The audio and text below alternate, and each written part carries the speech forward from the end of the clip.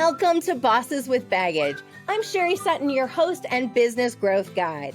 Around here, we believe that failures are our superpowers.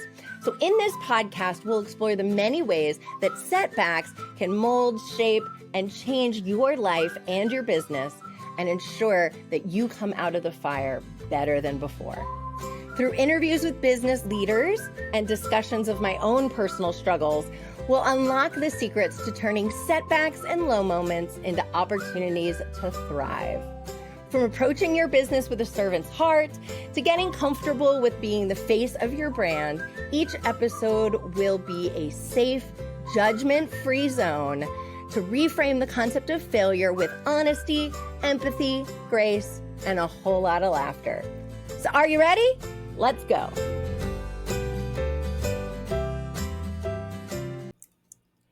Namaste, my friends. My name is Sherry Sutton. I am your marketing mentor, and welcome to Bosses with Baggage. This is the only place where you're going to hear business leaders talk about all of their garbage, all of their baggage, all of the stuff that has happened in their lives that seems horrible and we shouldn't be talking about it, but that we all know is secretly our superpowers. But before we start, I need to share with you guys a little business hack. So you see how you can see the glare of my glasses? Those are the windows across from me. In all of my podcasts and in all of my videos, I have another pair of glasses that have no lenses, which means I can't see my amazing guest, Helen, but it's okay because we talked before this. Hi, Helen. Hi. Thank you so much for having me on, Sherry. I'm so excited to have you today. I'm really, really pleased to be here. I'm kind of speechless about that hack that you've got lensless glasses just for being on screen. That's such a good idea. I love it. Well, and all of my glasses are Amazon cheapies, right? Like people are like, "Oh my God, I love your glasses," and it's funny because I just wear them because I like can't see the computer very well, and it became part of my brand. I remember early on, my brand photographer was like, "Wear your glasses." I'm like, "Well, I don't need them. I'm not on the computer." And she was like, "But they're part of your brand. You wear your red glasses all the time. You have to have them." But then I ended up buying just another pair and, cracking the glasses out. So there you go. There's your marketing hack for the day. Yeah. But let's talk about you. So where are you joining me from? I detect a bit of an accent. Yes, I am not in Texas. You can all tell that, can't you? I am joining you from Manchester in England. So quite a way away from you, Sherry. Excellent. We're so glad to have you. So Manchester, England. Did you grow up there? No, I grew up in the south of England, so about an hour north of London. But the whole of England is like smaller than one of your states. So these distances mean nothing really when you're in a country as big as yours. But my boyfriend lives in the States. He's in Buffalo up in New York State. So a fair distance from you as well, but also a fair distance from me. Well, that is a whole other podcast. Whole other conversation. So tell us a little bit about you. First off, just kind of start with like what you do today, and then we're going to go back and we're going to talk about what it was like and what happened and what it's like now. But give us the little grounder on sort of who you are and where you are in your life, what you do. Okay. So I am the no bullshit coach. I'm a life coach, mainly to female business owners, but also to men, to employed people. I am all about getting more joy and passion and adventure out of life, squeezing every last drop of joy out of life. That is what I'm here to help people do. So I also have a business support agency. I've got a group of virtual assistants and social media managers who also support business owners. So if we kind of wrap people up and try and help them with all of the things they need in their businesses and in their life. But yes, that was not always the case. I've been doing that I've had the business for nearly 5 years now. And I qualified as a coach at the beginning of 2020, just before the pandemic hit. So yeah, I absolutely love it. I have enjoyed every minute, but it's not something if you told me 10 years ago I'd be doing this, I don't think I would have believed you. I find that with a lot of coaches, including myself, right? We've generally gone through this dark night of the soul, right? And then we find our passion at the end of it. And we find often that we want to help other people who are in the same boat that we were in, right? I mean, I know that's true for me. I know that's true for you. And that's the whole reason why this podcast was created. So tell us what happened. Tell us about your dark night of the soul. What brought you to where you are? Okay, so where to begin? I guess I need to begin in my mid-20s when I am getting married, and I'm marrying a good guy, lovely guy. Looking back, we certainly should have been really good friends. We would have been really good friends for the whole of our lives, but we thought we had a good romantic relationship and we should get married. And I think a lot of women would recognize this tale. And we had two beautiful children together, gorgeous boys. And then in 2017, I started to have an affair. Now, a really important part of this story is that this, not that I necessarily would have hidden it if it was, but this was not a kind of, don't tell anyone secret affair. It's not my place to tell my ex-husband's story, but suffice to say, this was an affair that he knew about. And it was something that was always going to end in a big ball of fire, let's say, because it was never going to end well. But at the time, it seems so great. You're like, I'm okay with it because right now it feels so good. Absolutely. And you know what, Sherry? It was one of the best things that I ever did, and I will never regret it for a second. But because, again, I'm sure a lot of people recognize this, because of how amazing it was, the aftermath was equally intense, shall we say. And just to go back a little further, before all of this, our youngest boy, who was born in 2013, was born with a congenital heart defect. So he has had 3 open heart surgeries. He's nearly 10 now, so he's doing really well. But when he was little, he had open heart surgery, which of course was its own enormous parenting challenge. And these two things came together in April 2018. My gorgeous, amazing, fiery, passionate relationship, which completely opened my eyes to what I wanted from life, came to an end at the same time that my little boy was in hospital recovering from his 3rd open heart surgery. Because this is how life works, isn't it? Everything has to happen all at the same time. And I was so utterly overwhelmed with grief, really. I mean, that's what heartbreak is, isn't it? It's grief. That I couldn't imagine remaining a wife for a moment longer. I think I'd already come to that conclusion, and obviously looking back, it's like, well, clearly, because you were having affairs and all different things were happening. But, at the time you have your little story, don't you? But I think I'd come to the conclusion that the marriage needed to come to an end, but I was going to do that in a sensible, helpful, healthy way. We were going to wait until the youngest started school and I'd got a job, and all these wonderfully sensible things were going to happen. And then my life got turned upside down, and I just said, I can't. So my little boy is there a week post-surgery, 4.5 years old. I have just lost the love of my life, and I've just ended my marriage. And I'm sat there with a little coffee in the hospital cafe thinking, what now? My whole life just fell apart.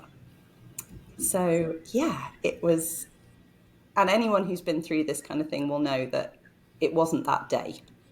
That day was a horrible, horrible day.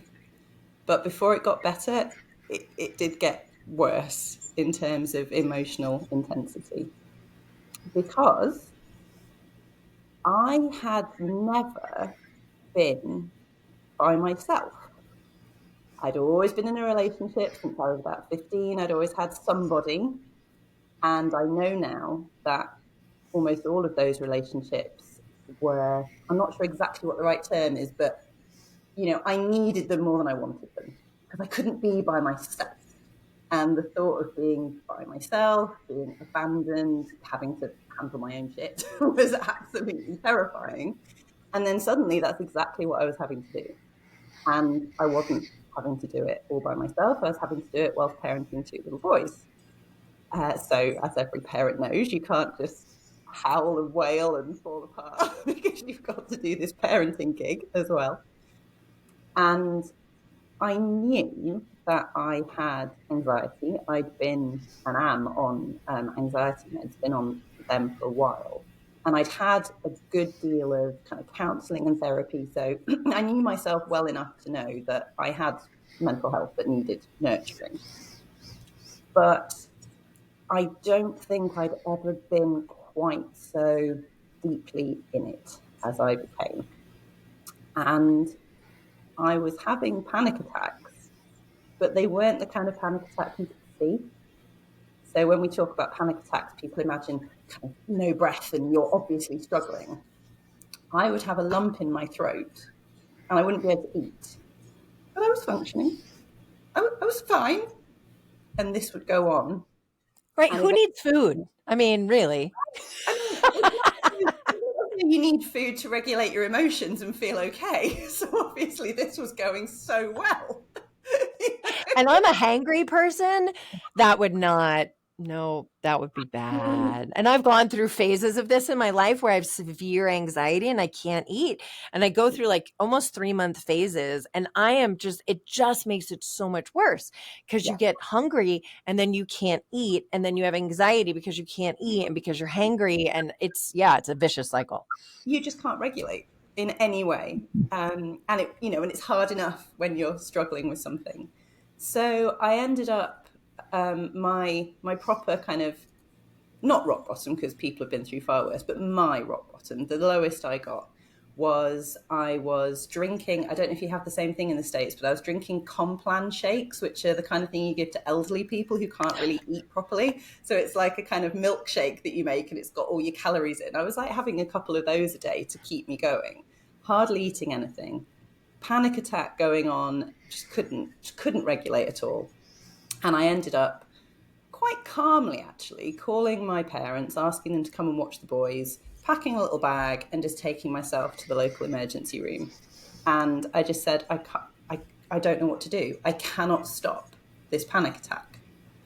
Now, anyone who works in the ER will tell you, as sympathetic as, not all of them, but as sympathetic as they were, they don't really want to see people with that kind of problem. That's not, they said, well, what do you want to do? You don't want to stay here.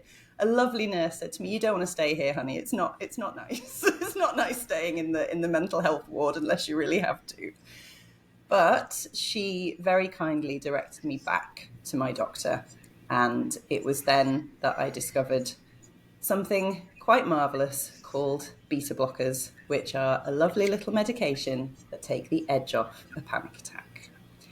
And I was able to use them to get back to emotional regulation.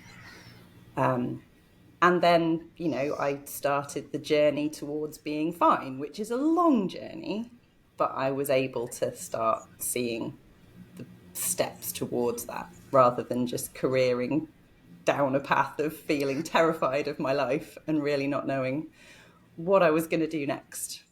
So were you working at that point or? I was about to say at this point I didn't have a job because I'd given up work when my eldest was born. And I was thinking when the youngest goes to school, which was going to be that September, I will get a job. I'm going to need to do something. But at that point, no, I wasn't working, which was great because I would have struggled to hold down a job, but also was awful because the days when the boys were with their dad, I was just by myself with my big feelings, which is not necessarily a helpful thing. And at that point, I really didn't have the confidence. I'd left work, as I say, to have my baby boy, to have my eldest Edward. But then I think, yeah, I'd gone back to the workplace very briefly when he was quite little.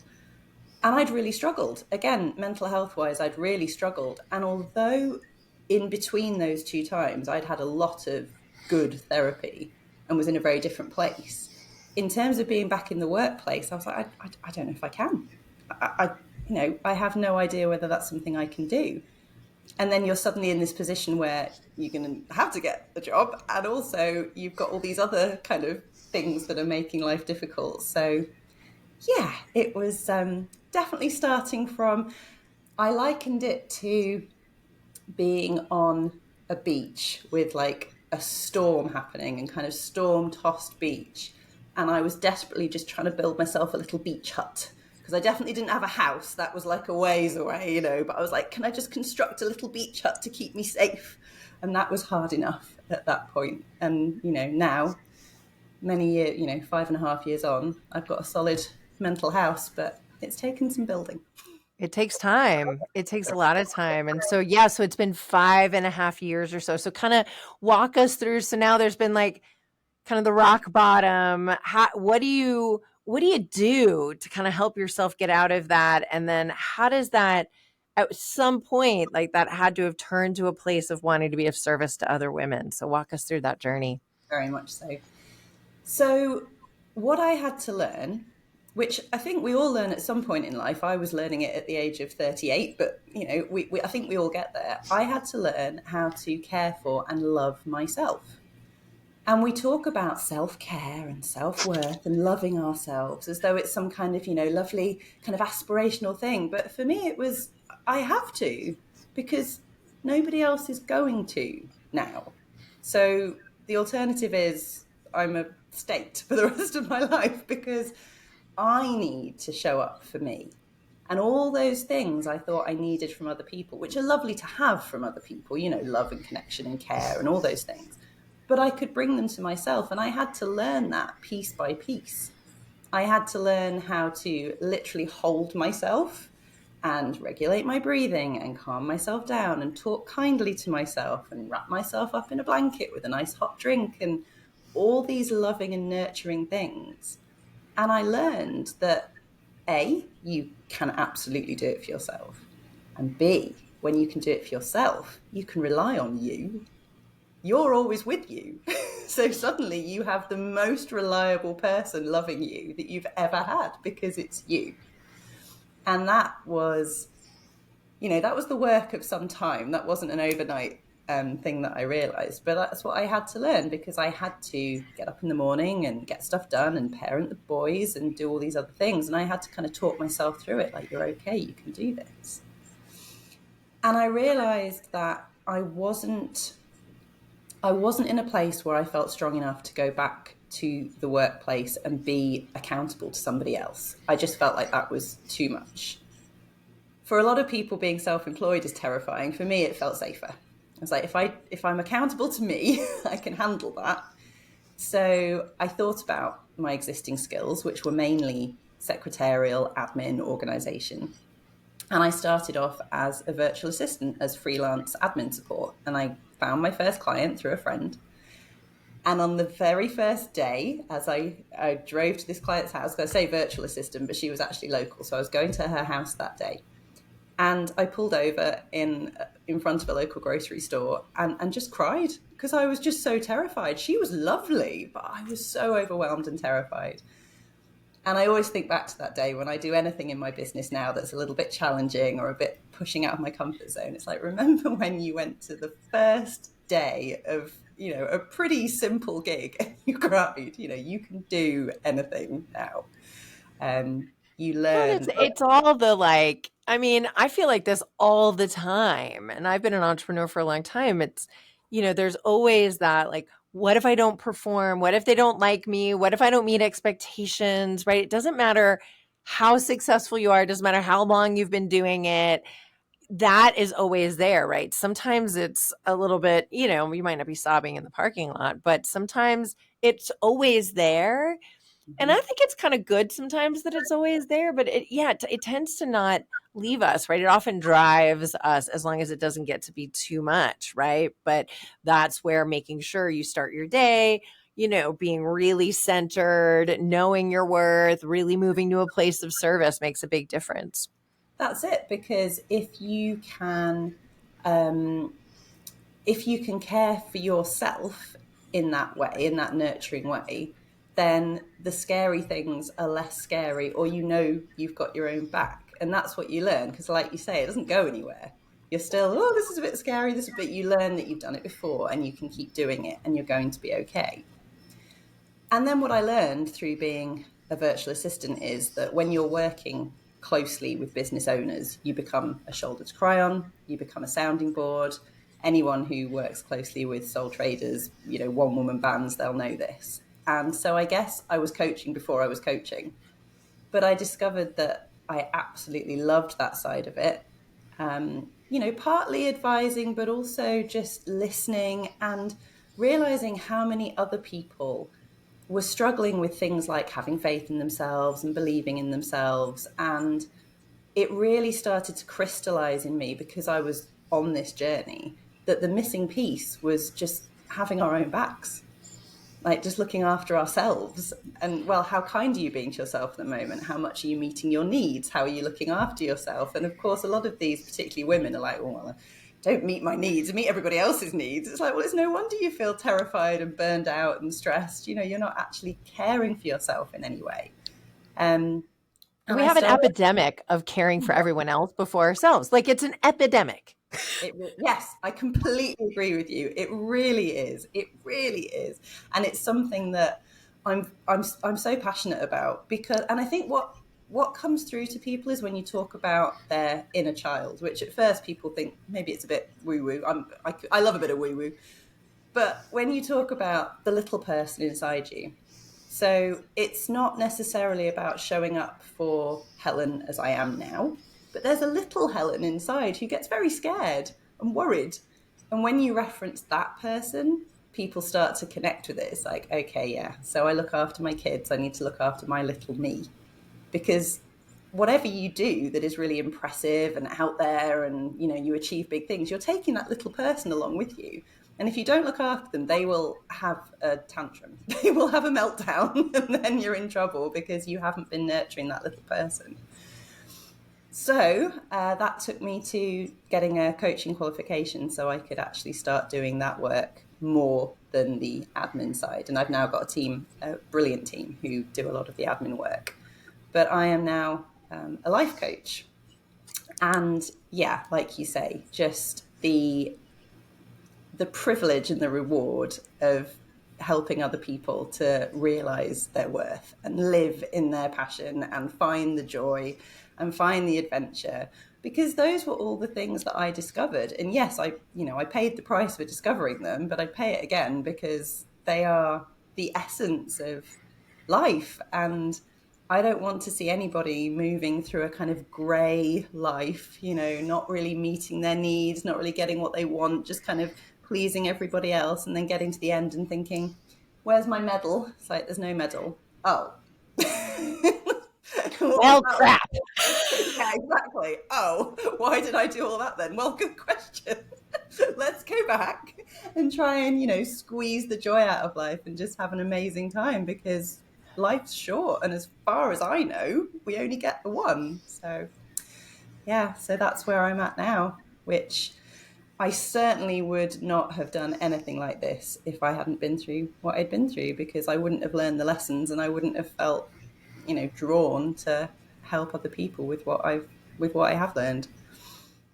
That's the funny thing I think about hitting rock bottom, whatever that looks like for each of us, is we would never have created this amazing life if we hadn't been there. But at the time, it sucks. And at the time, you can never see this majesty that's on the other side, this amazingness that's on the other side, and you just can't believe it, right? And so that's one of my hopes with this podcast, is we can show these stories and tell these stories of people who, when they've had that deep, or they're in that deep dark night of the soul, like just stick with it. It will get better. You will learn something. You will find a way to help other people. And I think one of the things that draws people to coaches like you and coaches like me is they can see in us that, that resilience and that ability to say, oh yeah, I've been there too.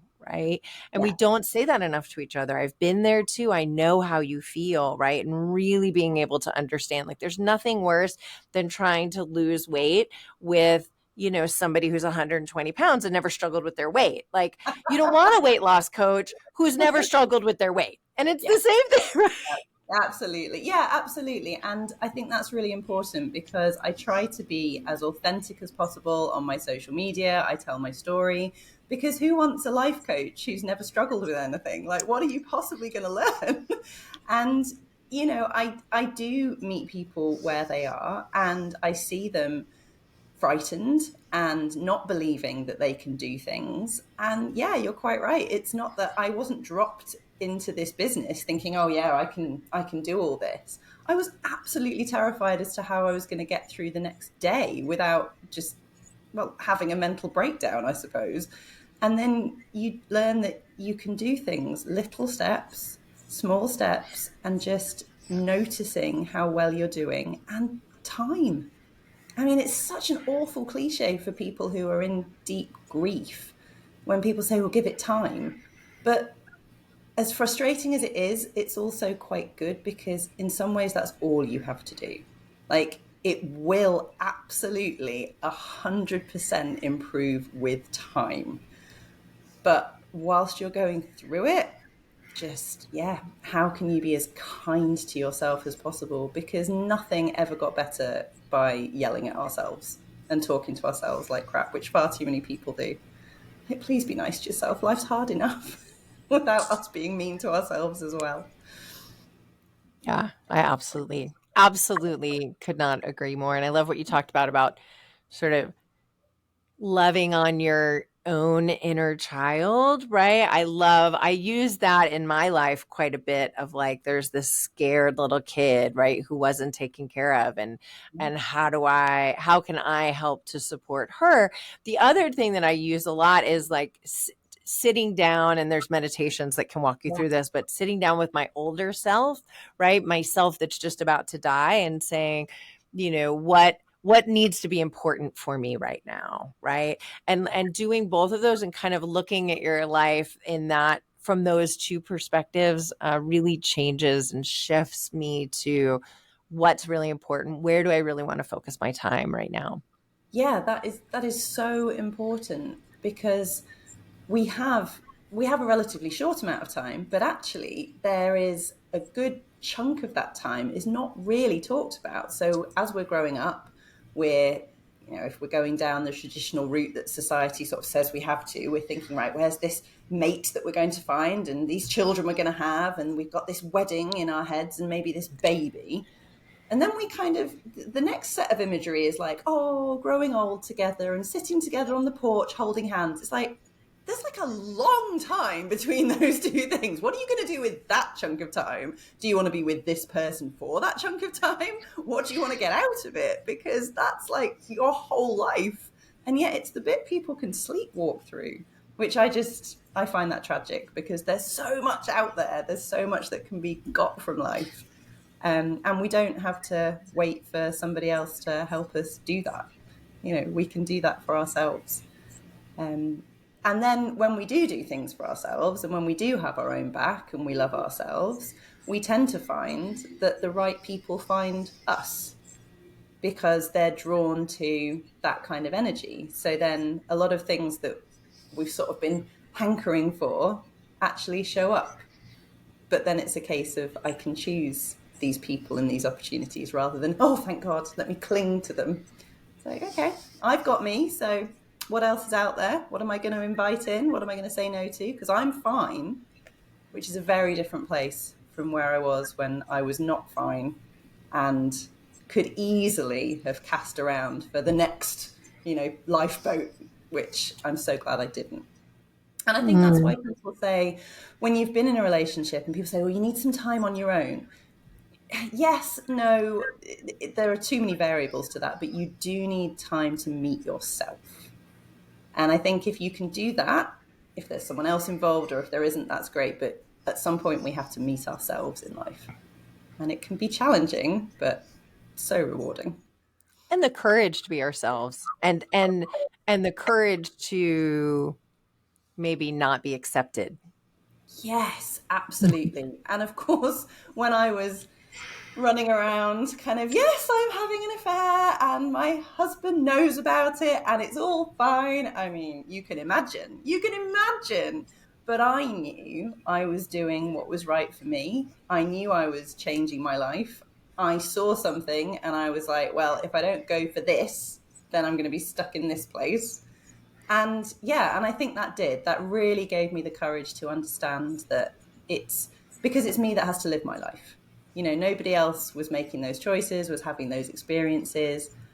And also, what happens is if I'd said to people, oh, do you think I should do this? Is this a good idea? They probably would have all said, no, terrible idea. Don't do it, Helen. Oh, my goodness. But because I was so confident and saying, this is what I'm doing, I realised the risks. I know it's all going to end in tears. It was never going to be kind of a long-term marriage prospect. You know, I know what's happening here, but I'm doing it anyway. I'm making that choice to choose some excitement in life. People actually then were like, oh, okay. Because when people don't think they have to help you and fix you, they're like, okay, you do you then. I was like, I will. I will. I'm doing fine. And then, you know, then of course I had to, as I say, pay the price for that. But thank goodness I did, as hard as it was, because otherwise I don't think I'd have ever met me. I don't think I would ever have learned how to support me. And then life's always going to throw stuff at you.